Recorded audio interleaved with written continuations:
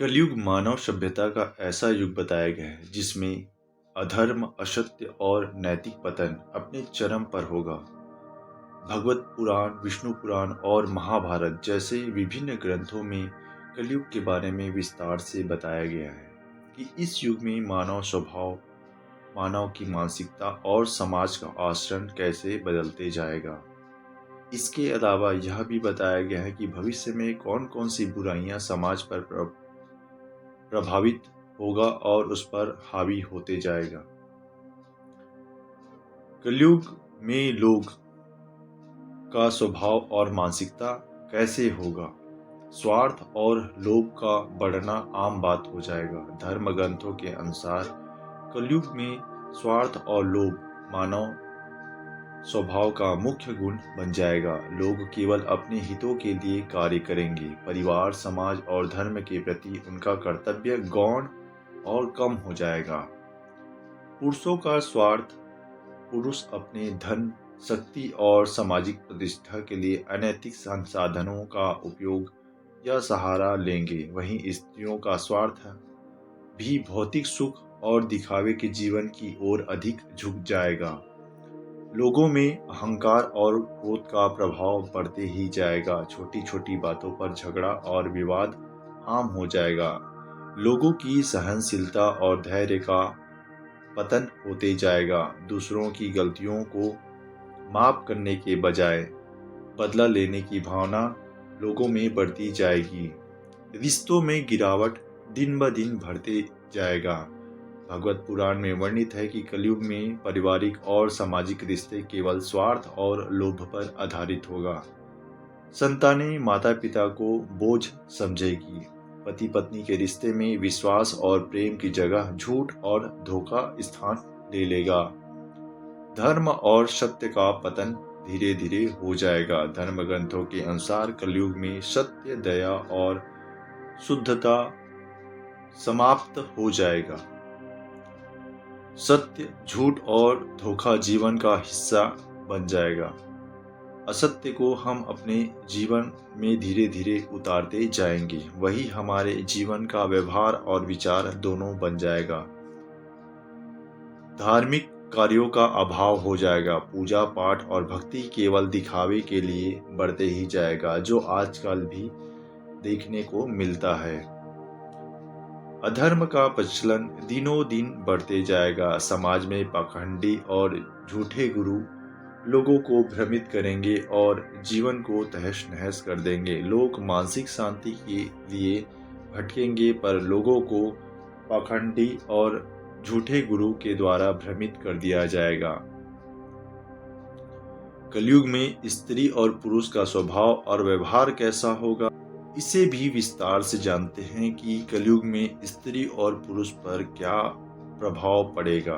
धर्म ग्रंथों में बताया गया है कि कलयुग में स्त्री का स्वभाव समाज के नैतिक पतन के साथ बदलता जाएगा। वे भौतिक वस्तुओं और दिखावे में रुचि लेंगी। पारिवारिक त्याग और समर्पण की भावना कमजोर होते जाएगा। उनके गुणों और कौशल की बजाय उनकी बाहरी सुंदरता को भी अधिक महत्व दिया जाएगा। वहीं पुरुषों के स्वभाव में भी और विचारों में लगातार परिवर्तन होगा। पुरुषों का स्वभाव भी अधर्म और भौतिकता की ओर झुकता जाएगा। वे अपने कर्तव्य से विमुख होकर केवल धन और शक्ति पाने के पीछे दौड़ेंगे। समाज में भ्रष्टाचार, छल कपट और अन्याय का प्रचलन लगातार बढ़ते जाएगा। धार्मिकता और धर्म से उन लोगों की दूरी कई गुना बढ़ जाएगी। कलयुग में होने वाली बुराइयां, प्राकृतिक आपदाएं जैसी चीजें बढ़ती जाएंगी।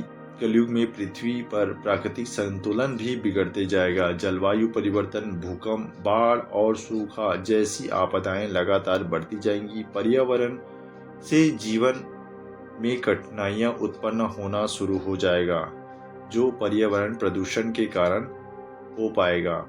बीमारियों का प्रकोप भी लगातार बढ़ते जाएगा। विष्णु पुराण में बताया गया है कि कलयुग में नई नई बीमारियां सामने आएंगी। इन बीमारियों का इलाज ढूंढ पाना भी मुश्किल होगा। रोग प्रतिरोधक क्षमता कमजोर होती जाएगी।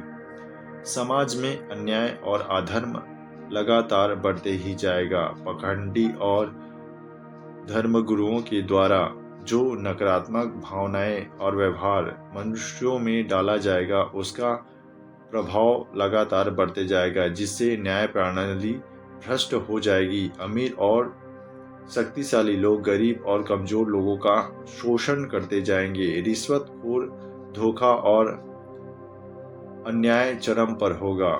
युद्ध और हिंसा लगातार बढ़ती जाएगी। समाज में हिंसा, लूट और आपसी झगड़े लगातार बढ़ते जाएंगे। देशों के बीच बड़े बड़े युद्ध होंगे, जिससे मानवता का विनाश होगा। छोटी छोटी बातों पर हिंसा और मारपीट आम हो जाएगा। परिवार और सामाजिक पतन लगातार बढ़ते ही जाएगा। परिवार के सदस्य एक दूसरे के शत्रु बन जाएंगे।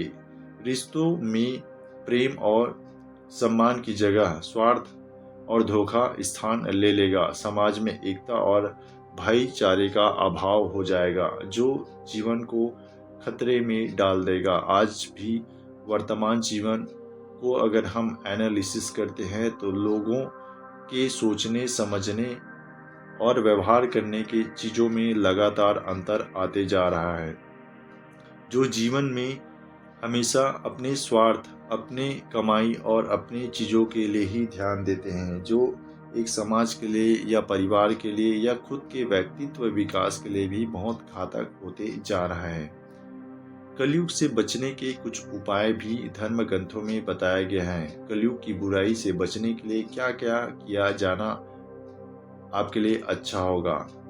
पहली बात, ईश्वर की भक्ति करें। सच्चे मन से भगवान का स्मरण और उसके नाम जाप करने से कलयुग का प्रभाव कम हो जाता है।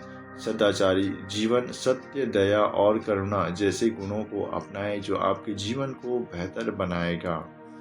धर्म ग्रंथों का अध्ययन करें, जैसे भगवत गीता, भगवत पुराण और अन्य धर्म ग्रंथों का नियमित रूप से अध्ययन करें और उनके नियमों और विचारों को अपने जीवन में अपनाएं, और आप अपने आप को उन्नत और उच्च कोटि के व्यक्तित्व बनाने में सक्षम हो पाएंगे। परोपकार जरूर करें, जरूरतमंदों की मदद करें और परोपकार के कार्यों में हमेशा भाग लें। सत्संग करें, अच्छे और सच्चे लोगों की सत्संग में रहें, जिससे आपके विचारों में नकारात्मकताएं और अन्य नकारात्मक चीजें प्रवेश ना कर सके। कलयुग का अंत, धर्म ग्रंथों के अनुसार कलयुग का अंत श्री कलिका अवतार के साथ होगा। भगवान कलिका अधर्म और अन्याय का अंत करेंगे, सत्य और धर्म की पुनर्स्थापन करेंगे। कलयुग के बाद सतयुग की शुरुआत होगी, जो धर्म और नैतिकता का प्रतीक होगा। अंत में कहा जा सकता है कि कलयुग मानव के लिए सबसे चुनौतीपूर्ण युग होगा, जिसमें समाज नैतिक, सत्य और धर्म से दूर होता जाएगा।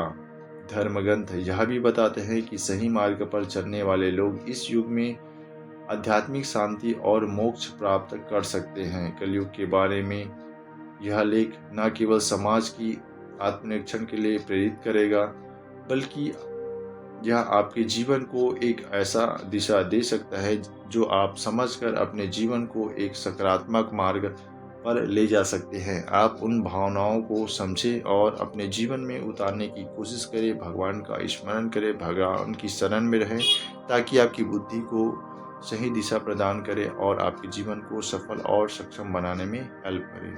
आज के लिए इतना ही। धन्यवाद। Please like, share and subscribe this channel. Thank you.